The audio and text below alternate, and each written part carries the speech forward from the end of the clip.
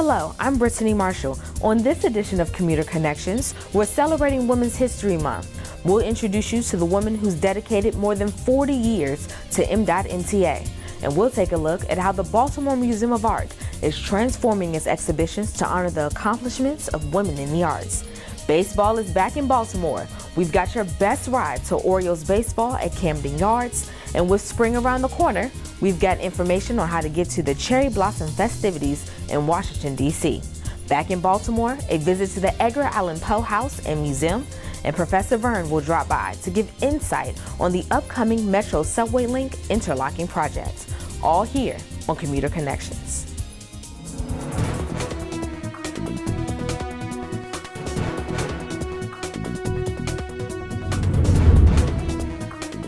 It's that time of the year again. Orioles baseball is back in Baltimore to kick off the 2020 season at Camden Yards. Your best way to get to all the action is with MDOT-MTA Transit. MTA's Chief Operating Officer Sean Adgerson joins us with a look at all the transit options available to get you to the games.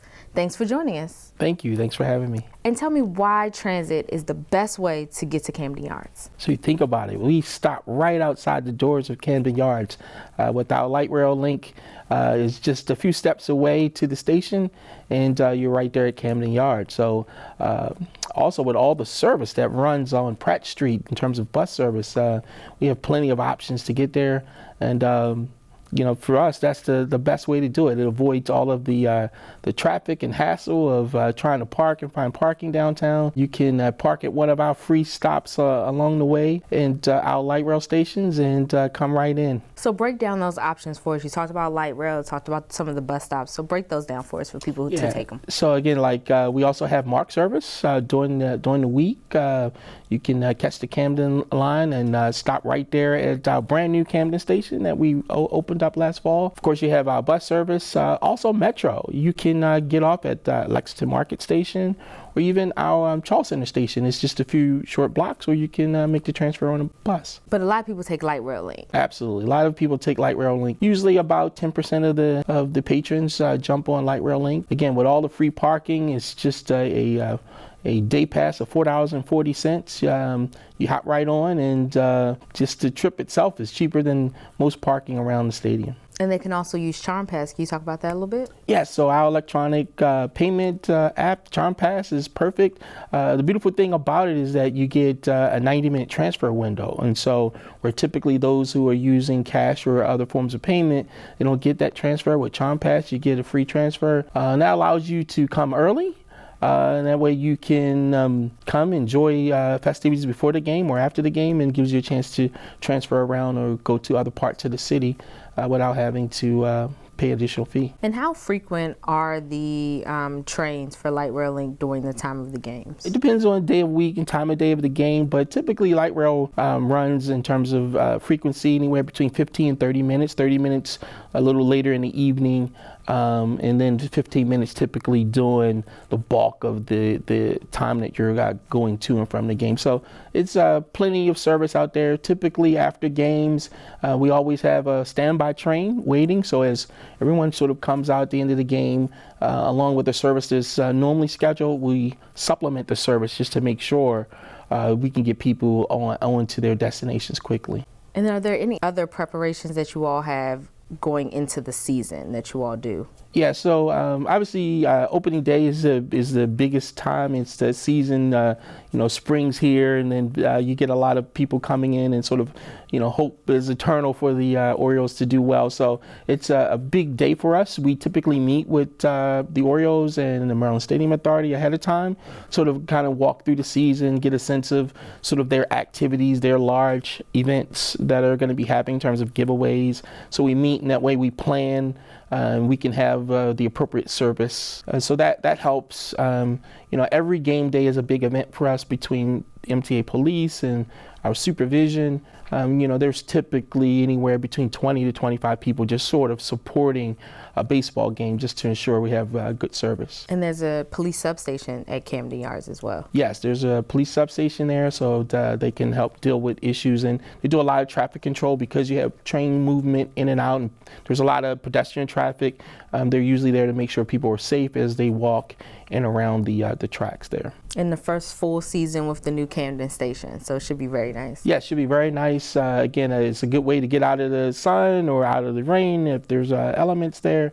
And again, it's a very nice station. We went from a temporary to this more, modern station that definitely will meet the needs of people who haven't been inside. You should, peek in and see, what a 21st century rail station looks like. And how can baseball fans find more information on how to get to the games via M.NTA? Yeah, so first place to tell you, go to the web. That's mta.maryland.gov, or you can call us at 410-539-5000. Thank you so much. We appreciate it. Thank you. The annual Cherry Blossom Festival is just ahead, and M.MTA has your best ride to all the fun and excitement in D.C. That's next.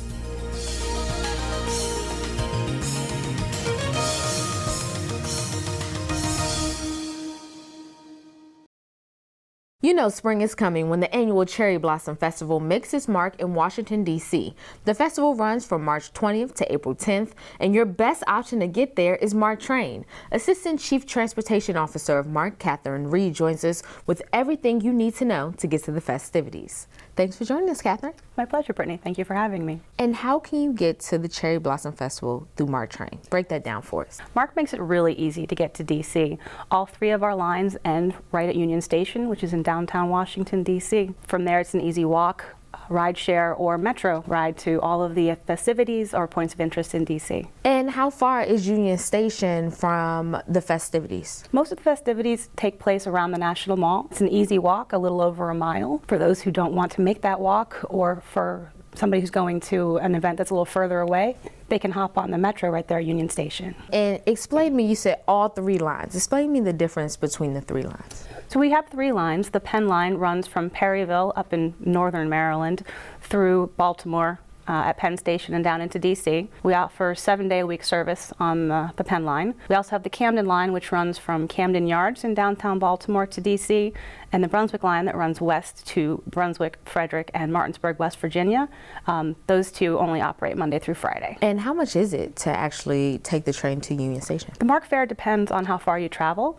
A one-way ticket to Union Station varies between $5 and $13. How many people do you usually see just on a weekend, and then compare that to how many people you actually see during the festival weekend? Average weekend ridership between Saturday and Sunday is about 5,000 people. During Cherry Blossom Festival, particularly the parade weekend, we can see double or even triple that. Wow.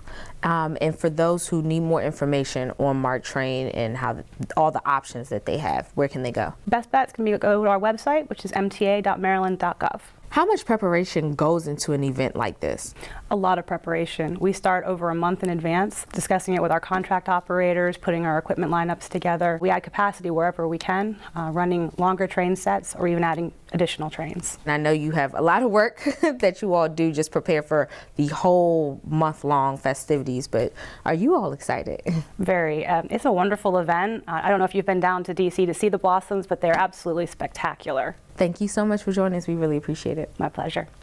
Every March is Women's History Month. Here on Commuter Connections, we're highlighting the contributions of M.MTA station manager Teresa Laster, who served more than 40 years with the agency. We sat down with Laster to hear her story and what motivates her every day to work for M.MTA. My name is Teresa Laster, badge 21, station manager.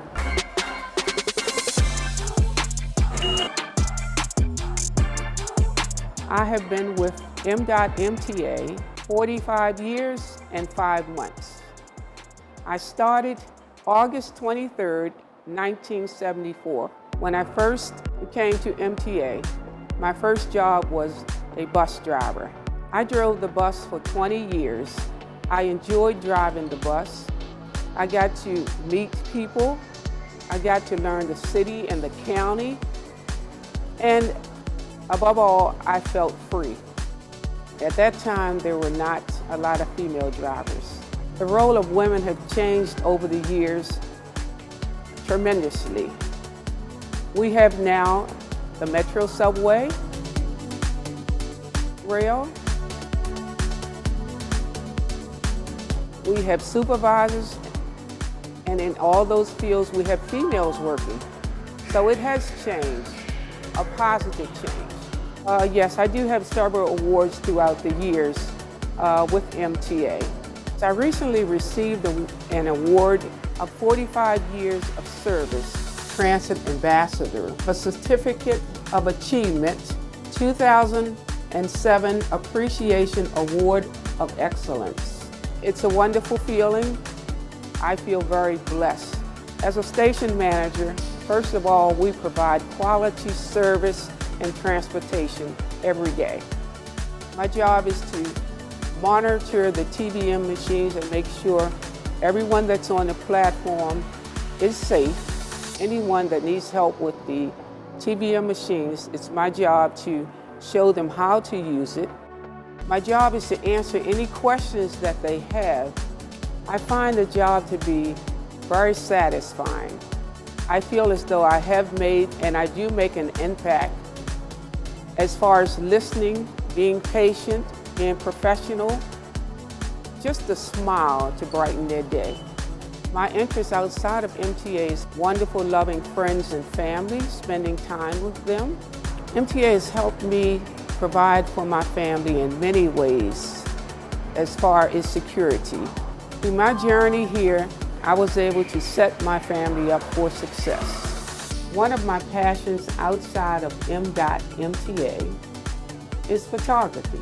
This portrait was taken 5 years ago, and this lady was 85 years old when it was taken. Weddings, group pictures. As far as my future with MTA, I look forward to retiring one day. MTA has been a wonderful experience and journey.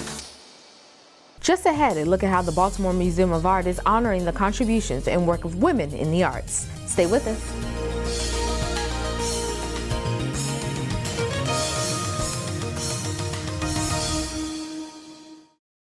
The Baltimore Museum of Art is honoring women artists in a major way this year. Some new exhibitions open up this month through their 2020 vision.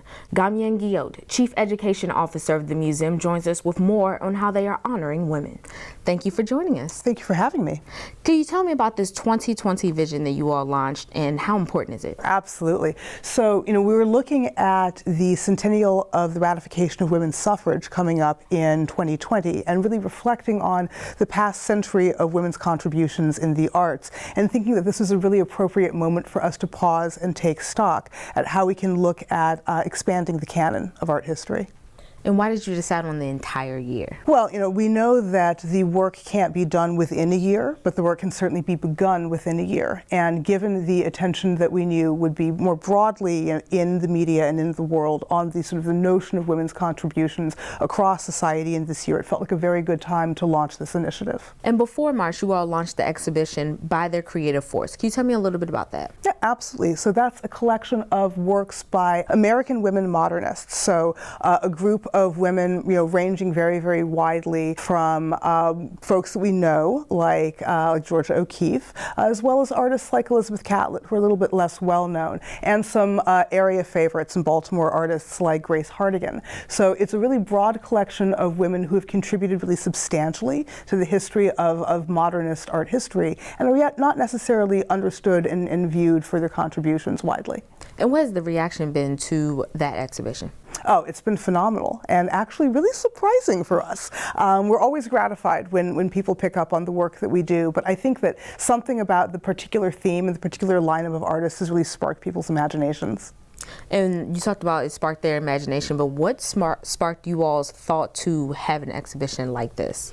Well, the way that the exhibitions have come about is, sort of since the launch of the 2020 initiative, when we first started thinking about that, all of our curators from across all of the different departments of the museum were really charged with thinking about exhibitions that might play into and work with that theme. And, that's a little bit easier within a contemporary context. There are a lot of women artists working now, but that gets very interesting and very challenging when you're talking about either earlier collections, like our early modernist collection, or collections like our African collection. And yet there are exhibitions across the board that curators proposed that really pick up on the themes of 2020. How long is the exhibition By Their Creative Force going to be in the museum? By Their Creative Force will be up through early July. So people will have a moment to still see it. And those that launch in March, tell us a little bit about them. So our March exhibitions are when we really start hitting the ground running with the 2020 Vision Initiative. First among them is our paid exhibition for the spring, which is Candice Bright's Too Long Didn't Read. Candice Brights is a South African artist who does really interesting work around the intersection of issues of social justice and sort of celebrity and the way in which we listen to some voices more than others. She asks very interesting questions about whose voice matters in a kind of a 24/7 media landscape. And so she'll be showing two pieces together for the first time at the BMA, one dealing with the voices of migrants and the other dealing with sex workers' rights.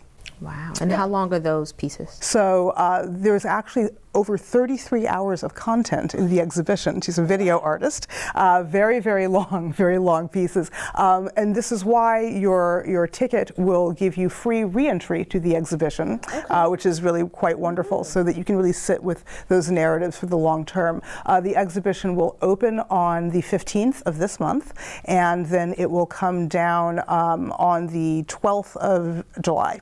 So all of the spring. And could you tell us about some of the other exhibitions that you will have with the 2020 Vision? Absolutely. So we have presentations of 9 different solo exhibitions within the contemporary wing by artists such as Zachary Drucker, Howardina Pindell, Alyssa Blunt Moorhead, Shan Wallace, Valerie Maynard, Katerina Grossa, and special presentations by Joe Smale, as well as Shanique Smith, which will actually be in our European wing. A little surprise for folks. And what made you all choose artists who are from this area? How important was that for you all, and was that in your mindset when you all created this? Well, something that our director, Christopher Bedford, likes to say is that we're aiming to be an institution that is both wholly global and wholly local. So we're always looking at ways to connect Baltimore to the world more broadly and the world to Baltimore. And so thinking about that as sort of the twin pillars of our mission, it's very important that we include the work of Baltimore artists in the work that we do, as well as bring artists who are not known to Baltimore to the region. And for those who may not know, where are you all located? So we are on the very unhelpfully named 10 Art Museum Drive, but we're just up in Charles Village. And what's the best way to get there? Via MTA, of course. Best way to get there via MTA is the CityLink Silver Line, which is very nearby. And when are you all open? Kind of break down the hours of operation for those who may not know. So we are open 10 to 5, Wednesday through Sunday, and we are always free with the exception of our special exhibitions. And for the entire year, what do you all hope that people who come in get out of what you all are doing for this vision? I think that what we're really hoping is that people have a broader understanding of what art looks like and who makes art and who art is for. So I think that in everything that we're doing, we're looking at broadening that canon and sort of opening up kind of whose voices are heard and who's at the table. And last but not least, where can people find more information? More information can always be found on our website at artbma.org. That's ARTBMA, all lowercase, all one word, .org. Well, I look forward to seeing this as well and coming in to have a visit. Wonderful. We look forward to having you. Thank you so much. Thank you. And coming up next, a visit to the Edgar Allan Poe House and Museum. Stay with us.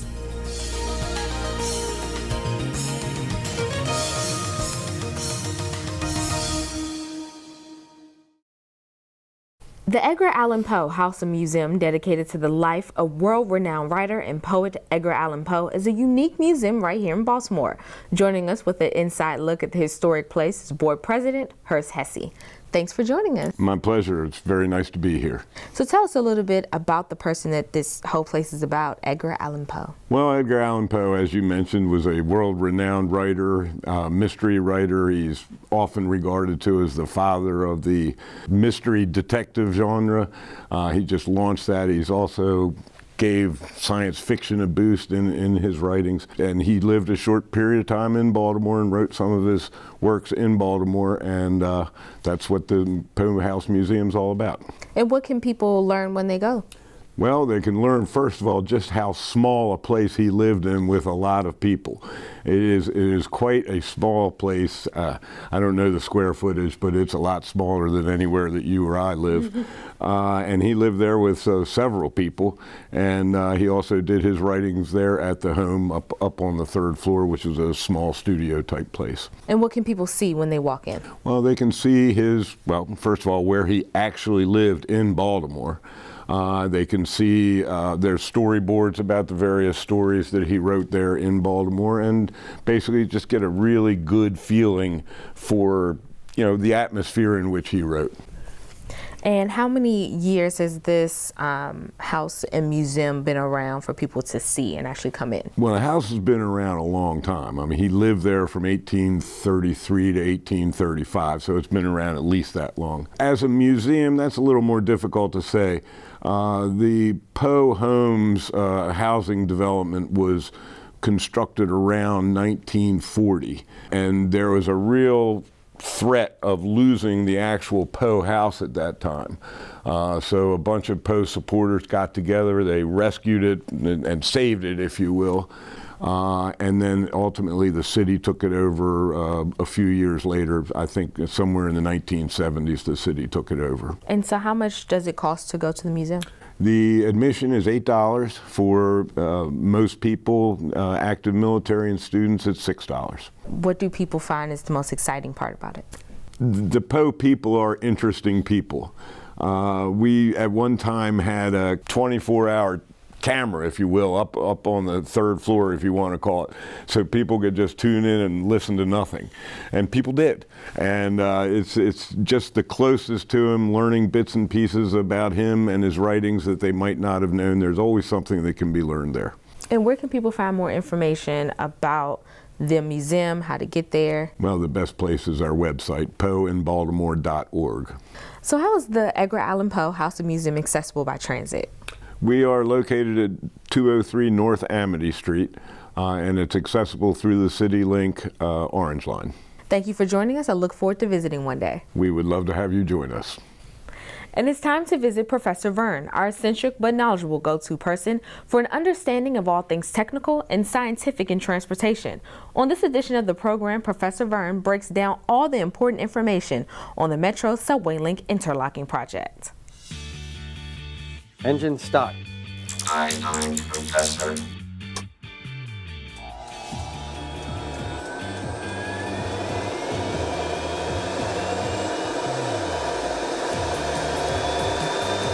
Hey, Professor Verne, what's going on? And what is this?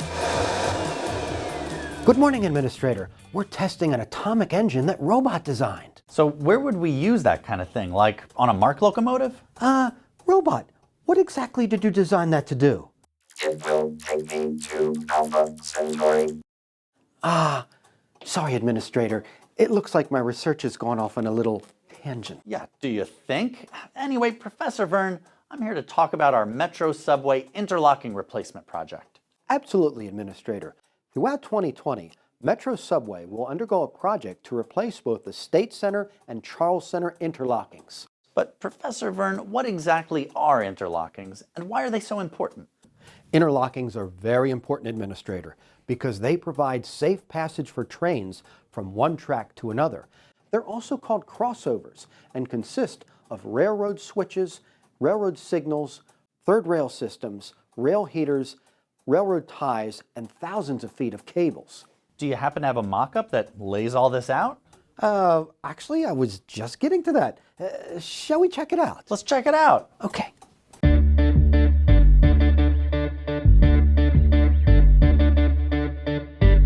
Professor Verne, have you been playing with toys again? Absolutely not, Administrator. Here we have a mock-up of State Center interlocking and Charles Center interlocking and State Center passenger station. Now, this is just an abbreviated version of a portion of our underground Metro subway. If it was built to scale, it would be 75 feet long and also have Lexington Market Station. Note that each interlocking has 4 track switches, 4 signals, and a crossover diamond track.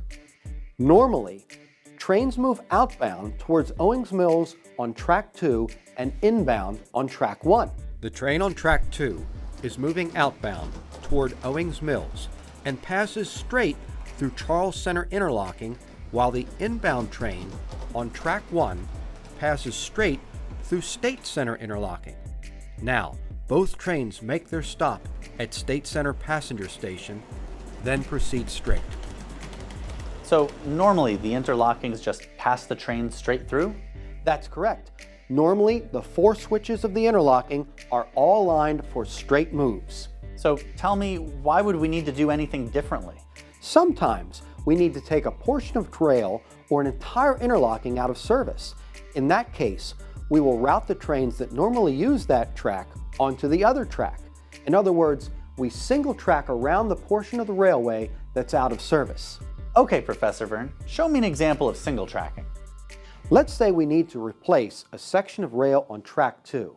Therefore, we will route outbound trains from track 2 over to track 1. The Operations Control Center will align the track switches for Charles Center interlocking to route the trains from track 2 over to track 1. That's fine, but won't the outbound trains collide with the inbound trains coming in on track 1? Administrator, railway operations are highly intricate maneuvers that are carefully coordinated. The inbound trains on track 1 will be stopped prior to State Center interlocking until the outbound trains are safely guided back onto track 2. Now, I'll align the track switches at both interlockings for single track operations on track 1. Interlocking switches always work in pairs, so I'm aligning this pair at Charles Center interlocking to route trains from track 2 over to track 1. I will align this pair at State Center interlocking to route trains from track 1 over to track 2. Now I'll demonstrate how outbound trains will move. The train on track 2, moving outbound towards Owings Mills, now diverts over to track 1 as it passes through Charles Center interlocking. Note the inbound train is stopped prior to State Center interlocking. The outbound train makes its stop at the passenger station, then continues on track 1.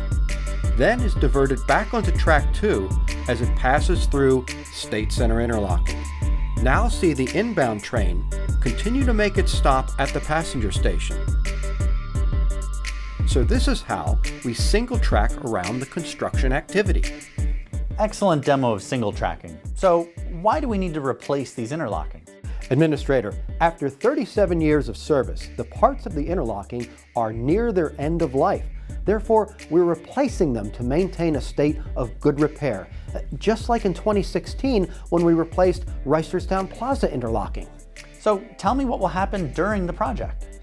Administrator, to answer that question, I've invited Manager of Construction, Andrea Newmeyer, to join us today. Hi, Andrea. How you doing? I'm doing great. Andrea, thanks so much for joining us. Can you talk about the interlocking replacement project? Sure, Professor. During construction, we'll first start by replacing the interlocking at Charles Center, and then we'll move on to replace the interlocking at State Center. So how will we operate during all that construction? Metro will operate under single tracking for approximately 90 days while we complete the work. And how do we make sure the work is done safely?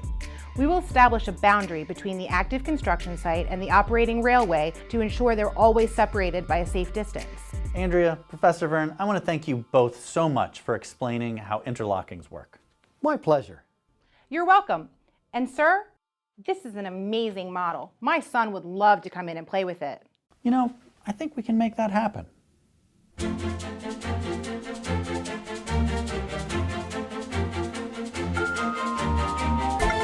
All aboard to Owings Mills. Whoop whoop. Did you need something, Administrator? No, we're good. Carry on, sir. Robot, whatever. Why am I even answering him?